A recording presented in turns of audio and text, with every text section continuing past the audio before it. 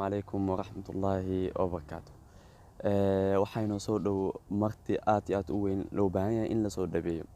Ramadaan. Haddaba Ramadaan qofka sidoo isku diyaarin karaa inta la gelin Ramadaan, qofka sidoo u noqon karaa qof u diyaarsan Ramadaan soo qaabili kara.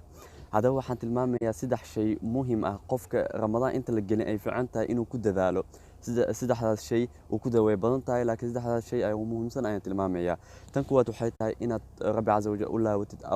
u toobad keentid laana maxaa yeelay waxa laga yaabaa khayraad badan aad Ramadaan sameyn lahayd inay ka xajibeyso dambi aad sameysay marka waxa fiican inaad Rabbi u toobad keentid tan labaad waxay tahay niyad wanaagsan inaad ku geshid Ramadaan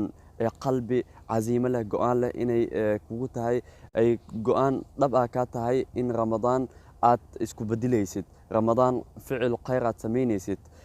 tasdaxad waxay tahay تصدحت ugu dambaysa waxay tahay qofku waa inuu badiyaa ducada Rabbi Azza wa Jalla inuu gaarsiiyo Ramadaan naxariista khayraadka wadata inuu gaarsiiyo kamid dhigo kuwa ku guuleysta Ramadaan ka faa'iideysta waa inuu Rabbi Azza wa Jalla ka bariyaa inuu taas waafajiyo taasan ku dambaakum lafiikum assalamu alaykum wa rahmatullahi